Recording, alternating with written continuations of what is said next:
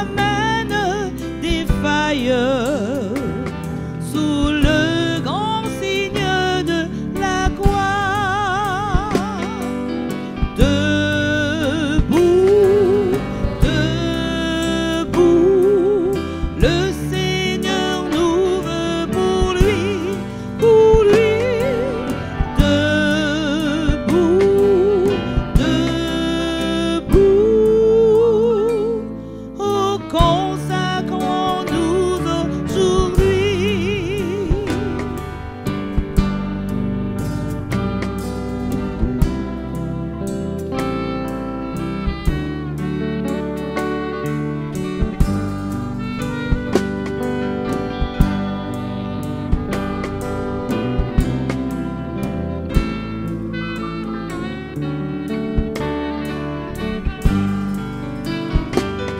Oh, tous écoutez la parole, préparez le chemin du roi.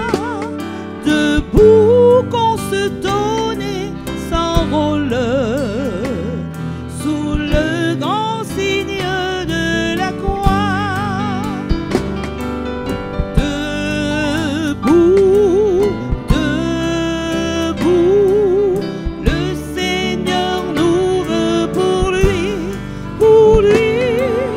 Debout, debout, oh, consacrons-nous aujourd'hui.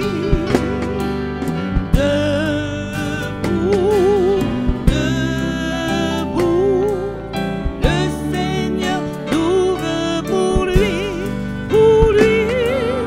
Debout, debout, oh, consacrons-nous aujourd'hui. Bonsoir, chers amis, chers frères et sœurs, amis de Mont-des-Es, Sion, amis de Mont-Calvaire au Gaumont, communauté du Verpré, Mont-Lermont, et bien sûr, mes bien-aimés internautes sur Zoom et sur YouTube. Je vous salue fraternellement, Jésus. Que le Seigneur vous bénisse. Inclinons-nous pour une courte prière. Notre Père, notre Dieu, nous te disons merci pour cette journée. Accorde-nous ta grâce. Puisses-tu nous instruire par ton Esprit Saint et imprègne ton serviteur de toi-même, afin que ton peuple soit édifié à salut et que des hommes et des femmes répondent à l'appel du salut au nom de Jésus. Chers amis, la dernière fois que je me suis présenté à vous ici au nom de Jésus, nous avons échangé, nous avons étudié comment passer par la nouvelle naissance. Et je puis dire que Dieu nous a bénis. Pour ceux qui étaient déjà là, et pour ceux qui ont entendu et qui ont répondu à cet appel de Jésus. Nous devons aujourd'hui, plus que jamais, alors que les choses sont tellement difficiles dans ce monde, nous laisser guider pleinement par Jésus, par son Esprit Saint. Et la chose la plus difficile que j'aime à dire souvent, c'est que nous avons à nous soumettre à Jésus, à l'Esprit Saint qui nous guide. Et ceci, ce n'est pas facile. Jésus lui-même, il a dû crier à son Père, supplier son Père, qui ne voulait pas se donner totalement à lui, soumettre toute sa volonté. Et pourtant, il l'a fait. Il a été l'exemple dans ce sens. Et aujourd'hui, plus que jamais, nous avons besoin, nous aussi, à nous soumettre. Et nous avons passé une semaine de prière pleine de rebondissements, d'études, de choses peut-être que nous avons déjà entendues, qui nous a fait du bien, à savoir comment nous abandonner à Jésus. Ce soir, après, nous devons comprendre comment marcher dans l'Esprit, marcher par le Saint-Esprit.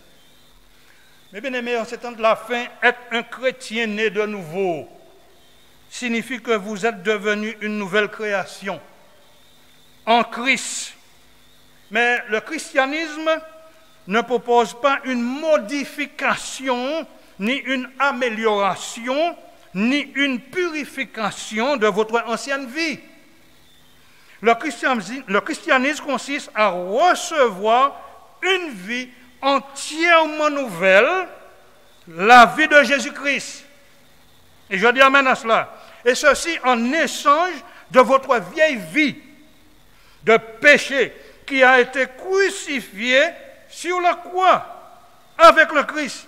Oui, mes bien-aimés, tous les hommes ont été crucifiés à la croix avec Jésus. C'est une réalité.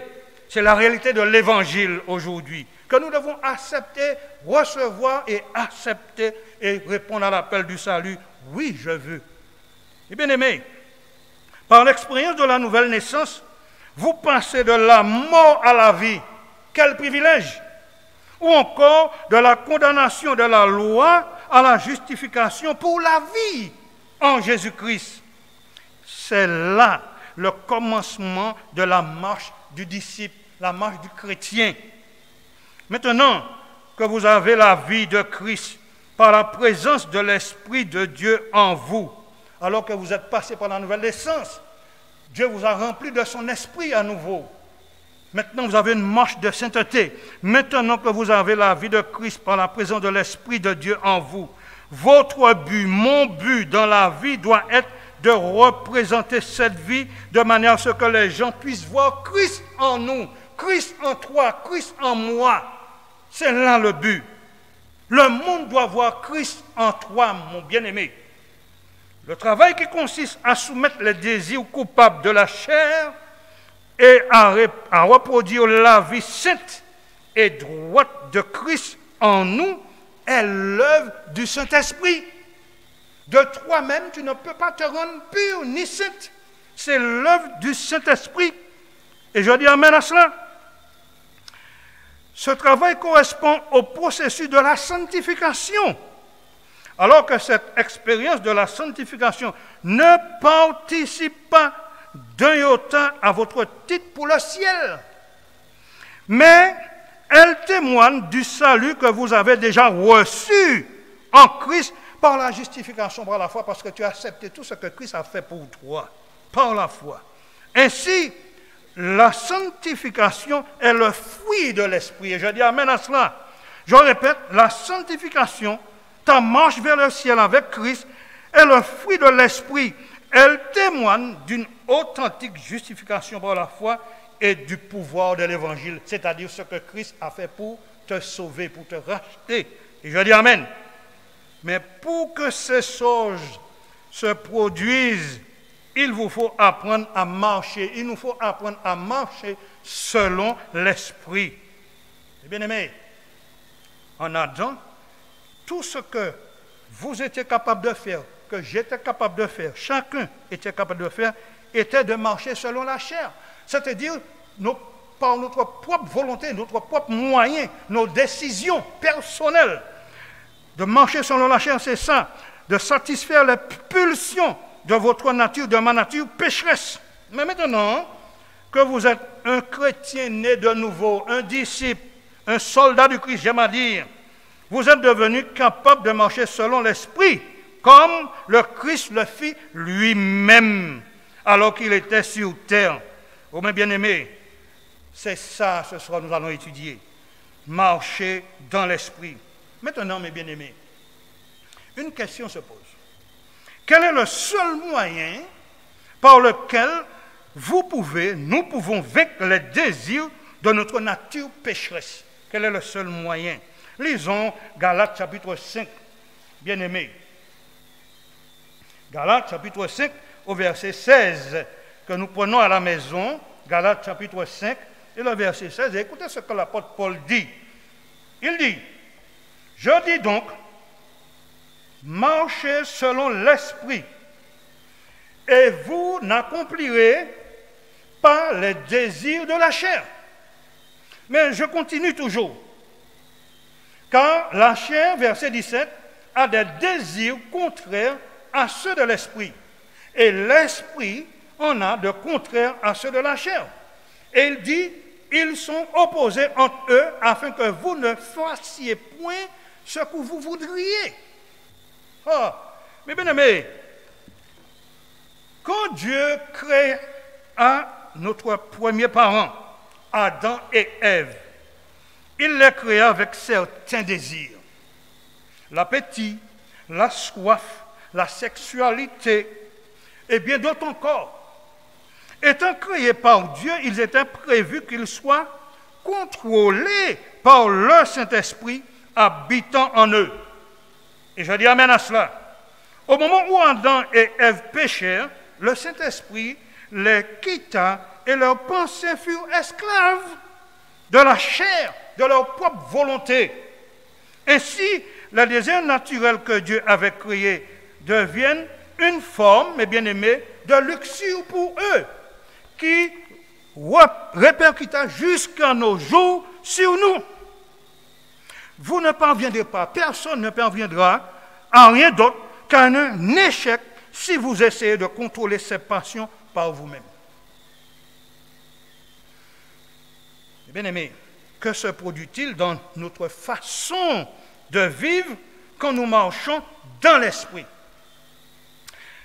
Galates 5, mes bien-aimés, toujours dans le même chapitre, versets 22 à 25. Galates 5, verset 22. Lorsque nous marchons par l'esprit, il est dit, verset 22, mais le fruit de l'esprit, c'est l'amour, amen, la joie, la paix, la patience, la bonté, la bénignité, la fidélité, la douceur, la tempérance. Et elle ajoute, la loi n'est pas contre ces choses. Et je dis amen.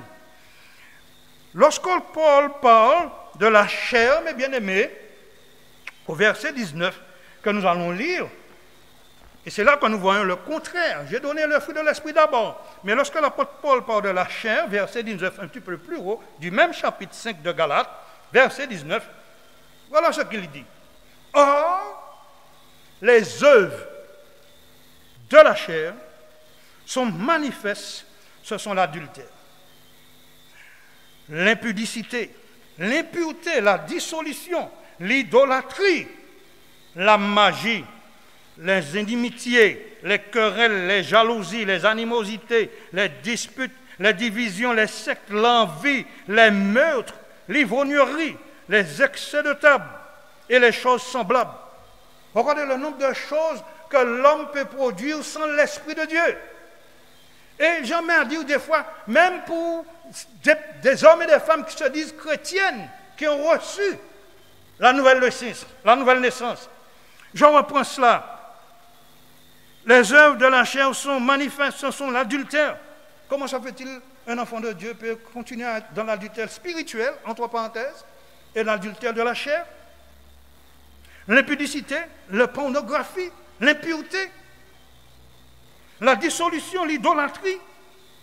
Nous avons tellement d'idoles dans nos vies, alors que nous avons scellé alliance, nous sommes passés par la nouvelle naissance, une nouvelle création en Jésus-Christ. En plus, la magie. Oh, mes bien-aimés, les inimitiés, les querelles, une personne née de nouveau ne marche pas selon les œuvres de la chair. Il nous faut apprendre à nous soumettre. Mes bien-aimés, l'apôtre Paul, au verset 19, vous remarquez qu'il utilise ces mots, œuvre, parce que les œuvres représentent la seule chose que l'homme est capable de produire. Il utilise le mot fruit, au verset 22, pour parler de ce que l'esprit produit. Nous portons simplement ses fruits, parce que nous sommes remplis de l'Esprit de Dieu. Nous sommes soumis à lui. Lisons Romains 8, verset 1. Romains chapitre 8, et le verset 1. Il est dit, et suivant. Romains 8, il est dit, Paul dit, il n'y a donc maintenant aucune condamnation pour ceux qui sont en Jésus-Christ, qui marchent non selon quoi la chair à la maison, mais selon l'Esprit de Dieu. Amen. Si tu es rempli du Christ, si tu es rempli de l'Esprit de Dieu, tu vas pouvoir avoir la pensée du Christ.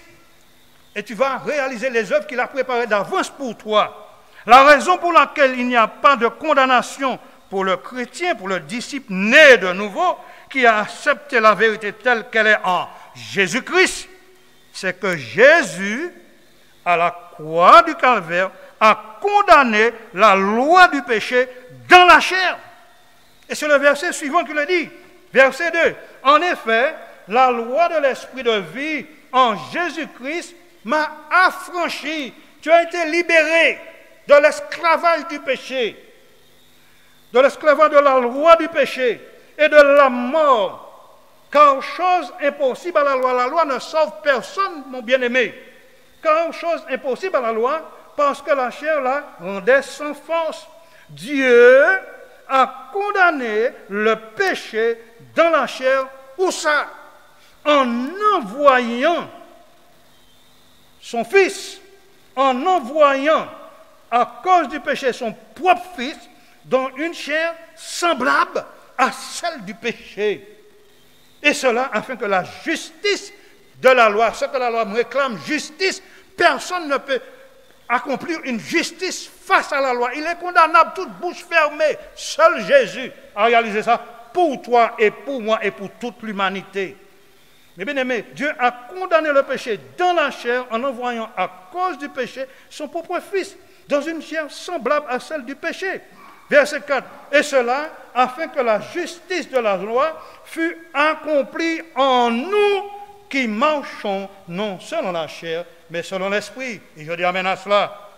Oh, mes bien-aimés, Dieu souhaite que vous et moi marchions dans l'esprit, afin que la justice de la loi soit accomplie en nous. Cela n'est pas voulu pour votre salut, mais Dieu le souhaite pour que vous puissiez témoigner de ce salut qui vous a été gratuitement offert en Jésus-Christ. Mon bien-aimé, ne veux-tu pas saisir cette opportunité ce soir de marcher selon l'esprit du Christ? Mais cela demande quelque chose de sacrifice, un sacrifice personnel de toi. Dieu attend que tu soumettes toute ta volonté à lui pour réaliser tout cela. Est-il contrôlé par la chair ou l'esprit ce soir? Romains 8, verset 5. Il est dit, ceux en effet qui vivent selon la chair, ça fonctionne aux choses de la chair. Tandis que ceux qui vivent selon l'Esprit de Dieu, remplis de l'Esprit Saint, ça fonctionne aux choses de l'Esprit. Et je dis amen. La pensée, mes bien-aimés, là où notre volonté, notre cœur, le siège de l'intelligence, la pensée est le champ de bataille de la vie du disciple, de la vie du chrétien et de la chrétienté. La question est la suivante. Par quoi votre pensée est-elle occupée maintenant? Ceux qui sont animés par les désirs de la chair pensent toujours à satisfaire leurs désirs charnels. Mais oui, quand vous marchez dans l'esprit, amen, vous souhaitez plaire à Christ. Ne veux-tu pas plaire à Christ ce soir?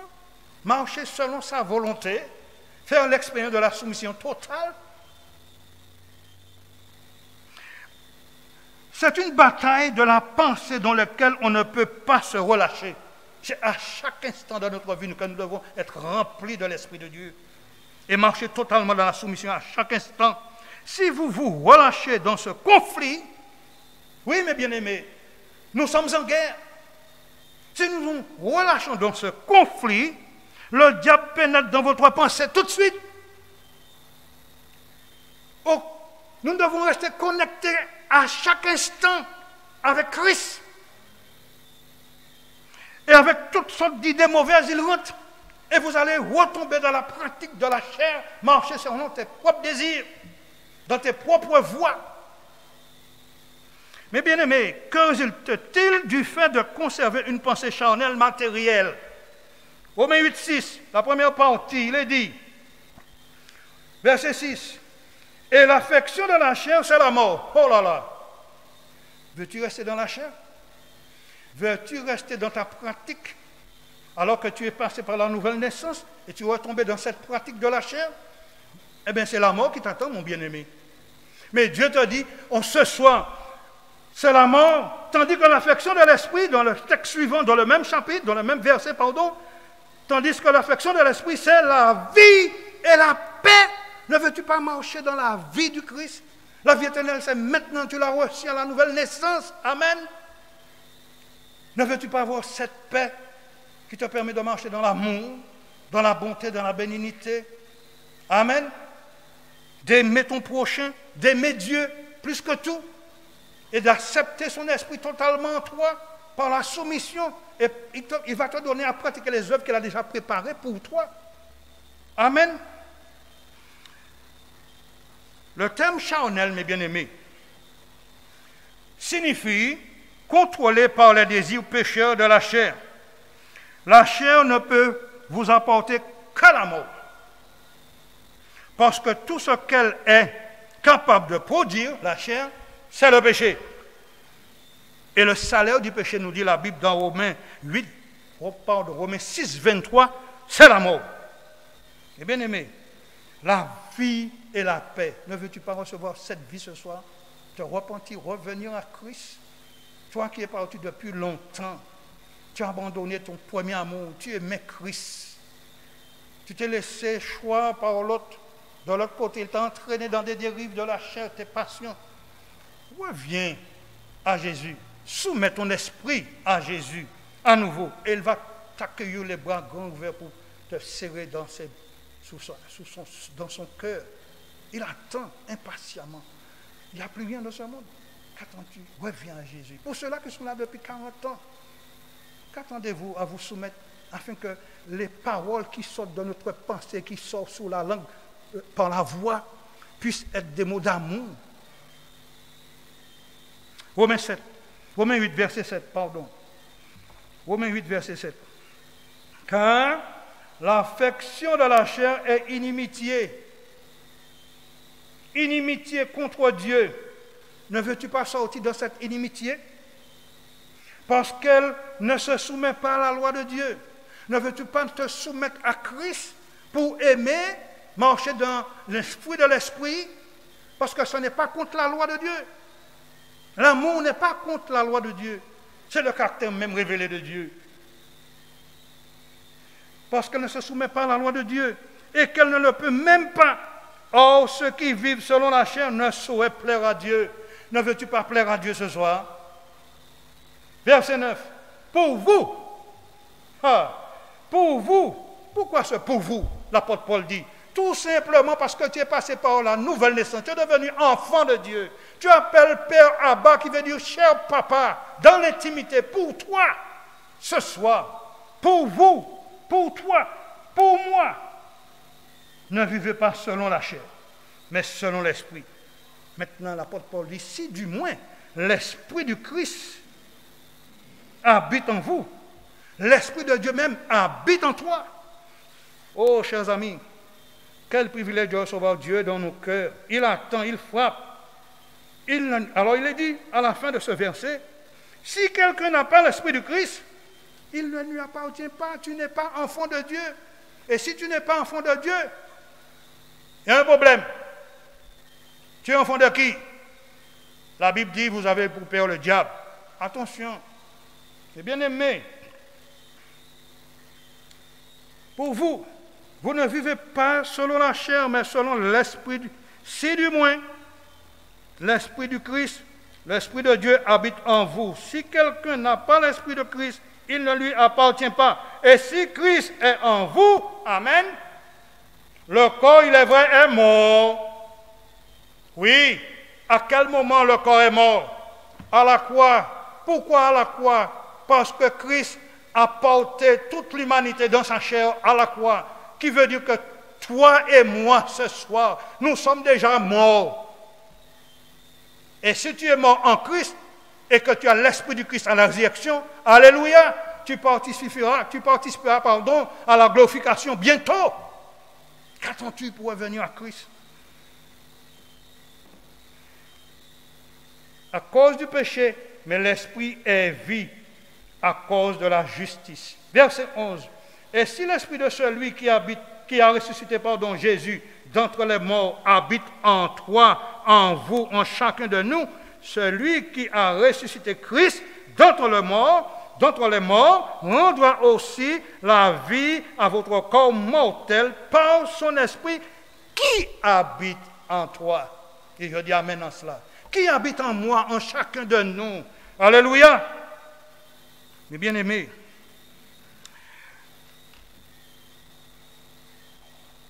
le corps mortel représente notre nature pécheresse. Une nature incapable de produire la justice du Christ. Mais l'Esprit le peut. L'Évangile ne se contente pas de vous donner la paix avec Dieu et la joie du salut, mais il peut aussi vous offrir la victoire sur le péché. Je dis amen à cela. C'est la merveilleuse possibilité de l'Évangile que Christ a réalisé pour toi. Dieu a le pouvoir de vous sauver de la culpabilité et du châtiment du péché. Mais il se propose également de vous sauver de l'esclavage et de la puissance du mal. Ne veux-tu pas être libéré, sorti sous cette possession que le diable prend sans même que toi, tu l'invites, mais tu l'invites par ton insoumission. Et il rentre chez toi sans même frapper à la porte. Mais Jésus, lui, au contraire, il est là, il frappe à la porte. Il veut entrer chez toi et souper avec toi. Qu'attends-tu? Ne veux-tu pas passer par cette nouvelle naissance et marcher dans la soumission? Mais bien aimé, à quelle obligation êtes-vous soumis en naissant de l'Esprit? À quelle soumission, à quelle obligation êtes-vous soumis en naissant de l'Esprit? Oh, Romains 8, 12, 14, toujours dans le même chapitre. Il est dit, car tous ceux qui sont conduits par l'Esprit de Dieu sont fils de Dieu. Je dis amen à cela. Si tu es conduit ce soir par l'Esprit de Dieu, tu es son fils, tu es sa fille. N'est-ce pas beau ça, mes bien-aimés?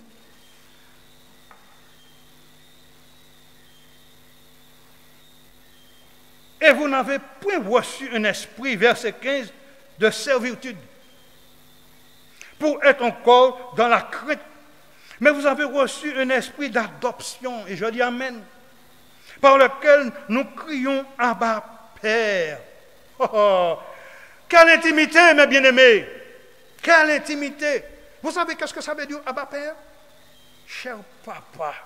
Tu peux l'appeler ce soir, cher papa, dans l'intimité.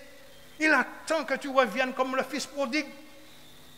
Et son papa était en train de veiller au loin. Il ouvre ses bras et lui donne un baiser au pied du cou. Ne veux-tu pas recevoir ce soir, cher ami, chère fille, cher fils, chère maman, cher papi qui est parti depuis des années, à recevoir le baiser du père au pied du cou pour terminer cette rébellion? Je dis amen. Tu peux l'appeler cher papa. J'ai péché contre toi et contre le ciel. Je reviens à la maison, pardonne-moi. Il va t'accueillir. Alléluia. Chers amis, chers frères et sœurs, Dieu est bon, n'est-ce pas? Dieu est merveilleux. Et bien aimé, Dieu dit à chaque chrétien, à chaque disciple, à chaque personne ce soir, à cause de ta foi en Jésus-Christ, tu es né de l'Esprit. Je t'offre la paix, viens à moi.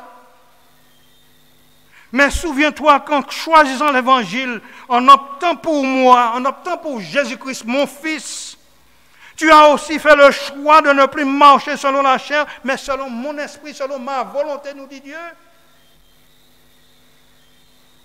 Lisons Jean 6, Jean chapitre 6, Jean chapitre 6, verset 63. Jean 6, verset 63. Et regardez ce qu'il est dit. C'est l'esprit qui vivifie. Verset 63. La chair ne sert de rien, ils sont morts. La chair est déjà morte. C'est l'esprit qui vivifie. La chair ne sert de rien. Les paroles que je vous ai dites sont esprit et vie. Ça ne vient pas de moi, ça vient de l'Esprit de Dieu. À travers moi, je suis le canal pour te le dire ce soir. Amen. Bien-aimé, la source de la vraie vie, c'est le Saint-Esprit. Il dit alléluia. Quand il vient habiter en vous, en moi, il apporte avec lui la vie du Christ, celle qui a vaincu le péché et la mort. Veux-tu vaincre le péché et la mort? Accepte le salut en Christ et reçois son esprit. Marche dans la soumission totale. Christ aussi a souffert. Il a dit à son Père dans Matthieu 20, chapitre 50, 26, « Oh papa, si verset 39, si cela est possible d'enlever cette coupe devant moi. » Il n'a pas voulu se soumettre alors qu'il disait tout le temps, « Ah, je ne fais jamais ma volonté, je fais la volonté de celui qui m'a envoyé, c'est-à-dire son Père, pour sauver la race humaine. » Et pourtant, à Gethsémani, il a crié, « Toi aussi, nous n'avons pas été éduqués comme ça, à marcher selon l'esprit. » Mais aujourd'hui, Dieu te dit, marche selon mon esprit. Tu es né de nouveau, tu es mon fils, tu es ma fille. Soumets-toi à mon esprit, je vais te guider pour emporter la victoire totale sur le péché. Amen, en Jésus-Christ. Veux-tu faire cette expérience? Avec la victoire sur le péché, où le Saint-Esprit vous propose-t-il de vous guider? Il va nous guider dans toute la vérité. Lisons Jean chapitre 16. Jean chapitre 16. Voilà l'expérience qu'on fait lorsque nous marchons selon l'Esprit de Dieu. Jean chapitre 16 et le verset 13, il est dit, quand le consolateur, il va te consoler, si tu pleures, c'est difficile, il est là pour ça. Que veux-tu d'autre? C'est ta maman, c'est ton papa qui est là, il est tout pour toi. Tu as tout pleinement en lui, selon Colossiens. Verset 13, quand le consolateur sera venu, l'Esprit de vérité, il te conduira, il nous conduira, il vous conduira dans toute la vérité. Pas la demi-vérité, toute la vérité. Ils vont conduire dans toute la vérité, car il ne parlera pas de lui-même. Le Saint-Esprit parle, le consolateur parle. Comment il est une personne? Le consolateur a des pouvoirs comme cela. Il parle, il te conduit, il te guide dans toute la vérité, donc il t'enseigne. Amen. Car il ne parle pas de lui-même. Ah bon? De qui il va parler alors? Qui il va révéler? Christ qu'il va révéler. Toute la vérité de la parole de Dieu. Car il ne parle pas de lui-même, mais il dira tout ce qu'il aura entendu et il vous annoncera les choses à venir encore. Il y a encore des choses que nous allons entendre. Hein? Mais bien aimés, il vous annoncera les choses à venir. Il me glorifiera, dit Jésus, parce qu'il prendra de ce qui est à moi et vous l'annoncera. Tout ce que le Père a, verset 15, est à moi, nous dit Jésus. S'il est à Jésus, il est à moi aussi. Parce que nous sommes co-héritiers avec Christ. Amen. C'est pourquoi j'ai dit qu'il prend de ce qui est à moi et qu'il vous l'annoncera. Toute la vérité. Pour marcher totalement dans toute la soumission. Amen. Lisons 2 Corinthiens. 2 Corinthiens. 2 Corinthiens, chapitre 3. 2 Corinthiens, chapitre 3. Et le verset 17 à 18. Il est dit, or, le Seigneur, c'est l'Esprit. Et là où est l'Esprit du Seigneur, est la liberté. Et je dis Amen. Nous tous qui le visage découvert, verset 18, contemplons comme dans un miroir la gloire du Seigneur, nous sommes transformés en la même image de gloire en gloire, comme par le Seigneur l'Esprit. Cher ami, lorsque tu te soumets totalement à Christ, le Saint-Esprit va te conduire dans toute la vérité. Il va te transformer. Il va te rendre apte à marcher selon toute la justice du Christ. Il va te conduire dans tout l'amour, dans tous les fruits de l'Esprit. Et ainsi, le monde verra cette gloire de Christ sur toi. Lorsque tu vas marcher dans la rue, dans ton travail, la transformation sera tellement, totalement belle en toi. Les gens diront, mais qu'est-ce que tu as fait? Qu'est-ce que tu as reçu? Eh bien, par ce témoignage, les gens ont envie de te suivre là où tu es. Comme toi, tu as suivi du Christ.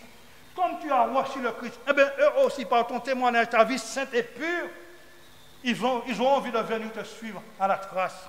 Et je dis Amen. Mais bien aimé, qui est le véritable auteur de la sanctification de ta vie? Parce que c'est une vie de sanctification. Chaque jour, tu es soumis à l'Esprit du Christ. Lisons 1 Pierre. 1 Pierre. 1 Pierre chapitre 1. Et le verset 2. 1 Pierre chapitre 1 et le verset 2. Il est dit, nous pouvons lire à partir du verset 1. Pierre, apôtre de Jésus-Christ, à ceux qui sont étrangers et dispersés dans le pont de la Galatie, la Cappadoce, l'Asie et la Bithynie, et qui sont élus selon la prescience de Dieu, le Père, par la sanctification de l'Esprit. Le Saint-Esprit te sanctifie, te purifie chaque jour, afin d'arriver parfaitement pur devant la face de Dieu lorsqu'il reviendra, dans toute la gloire, afin qu'il devienne obéissant et que tu marches dans l'obéissance totale et qu'il participe à l'aspersion du sang de Jésus-Christ. Que la grâce et la paix vous soient multipliées. Reçois ce soir, cher ami, toi qui reviens à la maison, reçois toute la grâce, toutes les bénédictions réservées pour toi dans les lieux célestes en Jésus-Christ. Ce travail de sanctification, c'est l'œuvre du Saint-Esprit. Votre part consiste, ma part consiste à garder les yeux fixés sur Jésus et à marcher dans son esprit. Amen.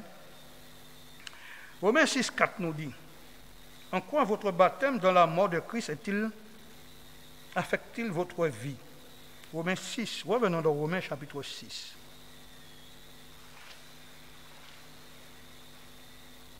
Romains 6, en quoi votre baptême, alors que tu es passé par la nouvelle naissance, tu es né de nouveau, en quoi votre baptême dans la mort de Christ affecte-t-il votre vie? Romains 6, 4 à 5.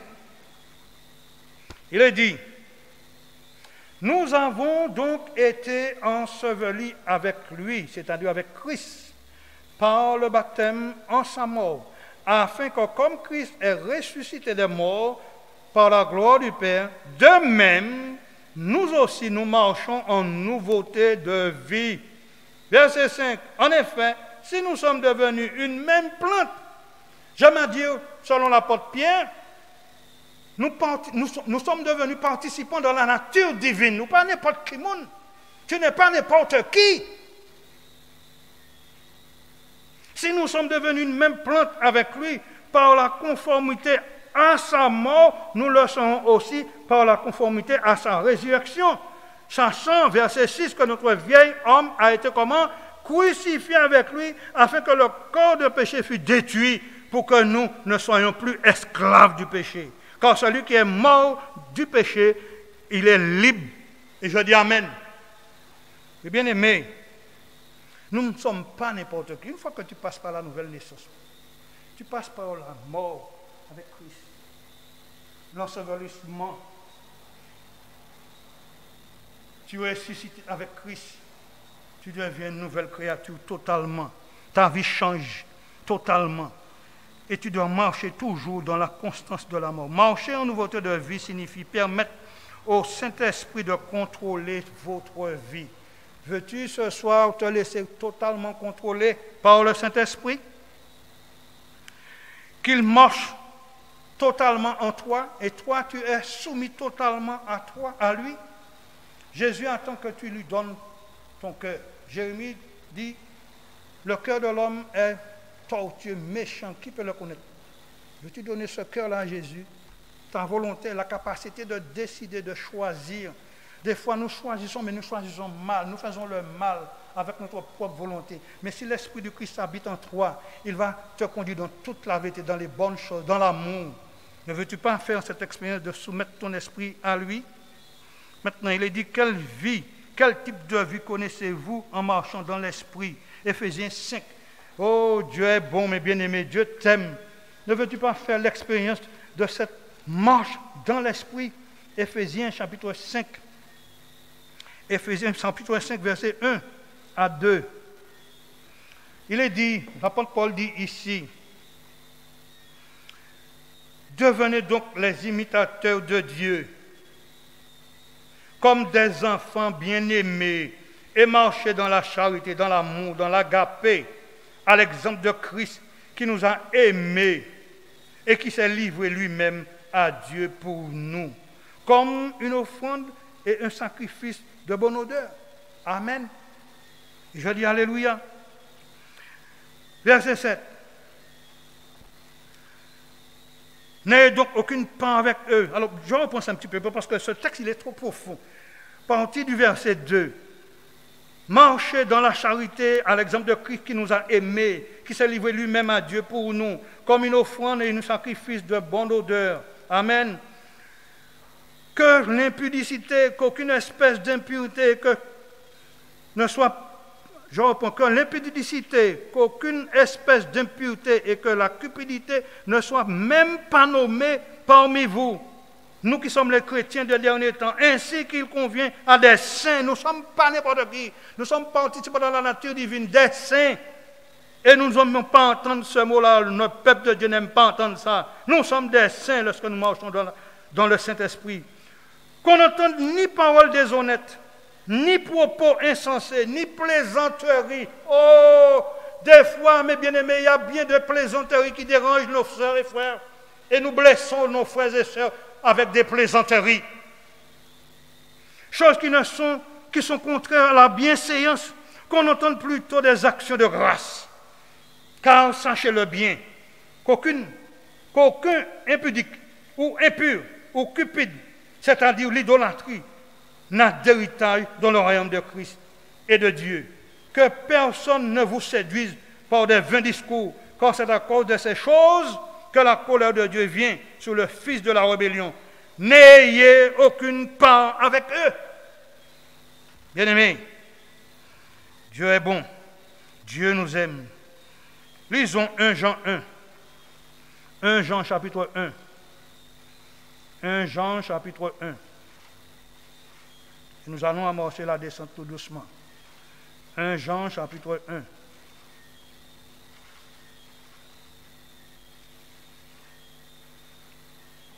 Verset 7. Mais si nous marchons dans la lumière, comme il est lui-même dans la lumière, c'est-à-dire Christ, nous sommes mutuellement en communion et le sang de Jésus-Christ, son Fils, nous purifie de tout péché. Chaque jour, à chaque instant de ta vie, si tu restes attaché à Christ, la nature pécheresse que nous avons là, ce corps-là, sera toujours là. Mais l'esprit qui vivifie va te permettre d'être rempli de la pensée du Christ chaque jour et tu accompliras les bonnes œuvres qu'il a préparées pour toi, pour nous. Cher ami, ne veux-tu pas faire cette expérience? Puisque Jésus a dit, je suis la lumière du monde. Alors, mes bien-aimés, marchons dans la lumière. Et ça, c'est aussi marcher dans la puissance de l'Évangile. Combien de fruits, quelle vie sainte serez-vous capable de produire sans le Christ? Peut-on produire une vie sainte sans le Christ? Jean 15 nous dit cela. Jean nous dit, mes bien-aimés, dans Jean chapitre 15, oh, c'est un texte que j'aime beaucoup. Jean 15, verset 4 à 8. Il est dit, demeurez en moi, alors que tu es né de nouveau. Il te dit ce soir, demeure en moi, et je demeurerai en vous. Comme le sarment ne peut de lui-même porter du fruit, s'il ne demeure attaché au cep, c'est lui le cep, Jésus, demeure en Jésus, le vrai cep. Ainsi, vous le pouvez non plus. Si vous ne demeurez en moi, je suis le cep, vous êtes le sarment. Celui qui demeure en moi et en qui je demeure porte beaucoup de fruits. Car sans moi, vous ne pouvez rien faire. Tu ne peux rien faire. Si quelqu'un ne demeure pas en moi, nous dit Jésus ce soir, il est jeté dehors. Comme le sarment, il sèche, puis on ramasse le sarment, on les jette au feu et il brûle. Veux-tu passer par cela? Je ne le crois pas. Si vous demeurez en moi, nous dit Jésus, et que mes paroles demeurent en vous, en toi, en moi, en chacun de nous, qui sont passés par la nouvelle naissance et qui cherchent à faire l'expérience de la soumission dans l'Esprit, à marcher par le Saint-Esprit, et que mes paroles demeurent en vous, demeurez, demandez pardon ce que vous voudrez, et cela vous sera accordé. Si vous portez beaucoup de fruits, c'est ainsi que mon Père sera glorifié. Ne veux-tu pas glorifier Dieu? Et que vous serez mes disciples. Ne veux-tu pas être en ces temps de la fin un vrai disciple qui marche dans l'obéissance, à la soumission totale à lui, afin qu'il fasse de bonnes œuvres à partir de toi? Mais c'est lui qui réalise cette œuvre. C'est lui qui te permettra d'aller vers l'autre. C'est lui qui te permettra d'aimer. Et je dis Amen. Marcher dans l'esprit éprouvé à demeurer en lui, en restant en lui, nous porterons beaucoup de fruits et nous nous réjouirons avec Dieu. Ne veux-tu pas te réjouir avec Dieu ce soir? Et durant tout le reste de cette vie qui est devant toi, qui est si difficile? Quelle puissance le Christ était-il capable de faire ce qu'il faisait? Jean 8, 28. Lisons Jean 8, verset 28. Jean 8, verset 28. Par quelle puissance le Christ était-il capable de faire ce qu'il faisait? Écoutez ça. Et lisons-le à la maison. Jean 8, verset 28. Jésus donc leur dit, quand vous aurez élevé le Fils de l'homme, alors vous connaîtrez ce que je suis, et que je ne fais rien de moi-même, mais que je parle selon ce que le Père m'a enseigné. Celui qui m'a envoyé est avec moi. Le Père ne m'a pas laissé seul, parce que je fais toujours ce qui lui est agréable. Si tu marches dans l'Esprit Saint, tu auras la même puissance que Dieu. Il va t'imprégner de sa personne, et ainsi, tu pourras accomplir de grandes choses parce que Jésus habite en toi, le Saint-Esprit habite en toi, le Père habite en toi. Dans Jean 14, il est dit, si quelqu'un m'aime et garde ma parole, nous viendrons à lui. Verset 23, et nous demeurerons en lui. Le Père et le Fils, comment ça fait-il, cher ami? Dieu qui a l'univers dans ses mains, dans ses grands bras d'amour, il vient habiter dans ce corps petit-là, un corps avec cette nature-là, mais par l'Esprit qui le rend saint. Vivre par le Père signifie vivre avec ou par la puissance du Père.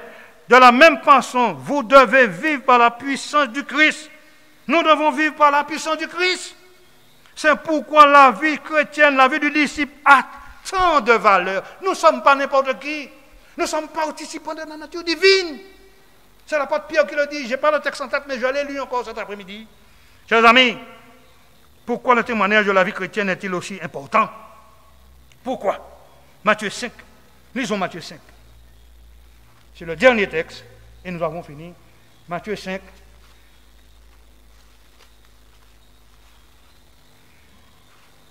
Matthieu 5, verset 14. Pourquoi, mes bien-aimés, le témoignage de la vie chrétienne du disciple est-il aussi important? Matthieu 5, 14 à 16, il est dit. Matthieu 5, 14 à 16. Et il est dit, je lis, vous êtes la lumière du monde. Une ville située sur une montagne ne peut être cachée. Et on n'allume pas une lampe pour la mettre sous le boisseau, mais on la met sur le chandelier et elle éclaire tous ceux qui sont dans la maison. Que votre lumière luise ainsi devant les hommes, afin qu'ils voient vos bonnes œuvres. La pratique chrétienne, les fruits de l'esprit, manifester de l'amour envers ta sœur qui est à la maison, ton épouse, ton époux, dans ton travail, partout. Tu dois être la lumière. Manifester de la patience, de la bonté, de la bénignité, partout, afin qu'ils voient vos bonnes œuvres et qu'ils quoi? Glorifient votre Père qui est dans les cieux. Et là, frère Boyel, tu marches dans la vie. Toi, mon ami bien-aimé, tu marches dans l'amour, dans le pardon total. Le monde viendra à Jésus par ton témoignage. Tu n'as même pas besoin de prêcher. Mais ta vie, c'est une prédication. Et je dis amen à cela. Le monde juge votre christianisme, notre vie en Christ par nos œuvres, mes bien-aimés. Mais les œuvres que Dieu a préparées d'avance pour toi, pour l'accomplir. Jésus a dit qu'à cause de l'amour que vous portez aux autres, tout homme connaîtra que vous êtes mes disciples. Jean 13, 34 à 35. À ceci, tous connaîtront que vous êtes mes disciples. Ne veux-tu pas être en ces temps de la fin un véritable disciple? Ne veux-tu pas sortir dans la pratique de la vie de la chair et revenir dans la pratique de la vie de l'obéissance à l'Esprit de Dieu qui te conduit dans toute la vérité, dans l'amour total? Ce soir, c'est ma prière pour toi. Veux-tu t'incliner avec moi afin que nous puissions invoquer Dieu? Oh Dieu, ce soir, que ta paix, ta grâce couvre tes enfants. Reçois tous ceux-là qui se repentent ce soir en Jésus-Christ, afin de se soumettre totalement à toi, afin de marcher dans la pratique de la vie de l'esprit, la vie d'amour, la vie de bonté, de patience, de bénignité, et qu'ainsi les hommes qui nous entourent puissent voir ta gloire en nous. Lorsqu'ils verront chaque enfant, chaque fille, qu'ils puissent dire, voilà une fille, un fils du Dieu vivant, je marcherai à leurs pas. Et ainsi, bientôt, Seigneur, tu pourras revenir parce que ce monde est rempli de problèmes, de maladies, de toutes sortes. Beaucoup sont encore enchaînés dans ton Église même, à travers la drogue, la sexualité déréglée, hors du mariage. Beaucoup de nos jeunes sont partis parce que nous, les adultes, entre parenthèses, nous n'avons pas su les aimer, les montrer la voie en Christ, par ton esprit qui nous conduit dans toute la vérité. Et ce soir, papa, libère tes enfants. Tous ceux-là qui reviennent à toi, ceux qui sont partis depuis longtemps, oh Dieu, accueille-les dans ta bonté, dans ton amour, afin qu'eux aussi ils participent à cette vie sainte et pure que tu attends de tes enfants. Donne-nous cet idéal, réalise cela en nous, afin que le monde voie, que ta paix, ta grâce nous couvre. Renvoie-nous ce soir dans nos couches, avec la réflexion de recevoir l'Esprit Saint et que nous puissions nous soumettre totalement à lui chaque jour. Merci, papa. Nous t'en prions au nom de Jésus. Amen.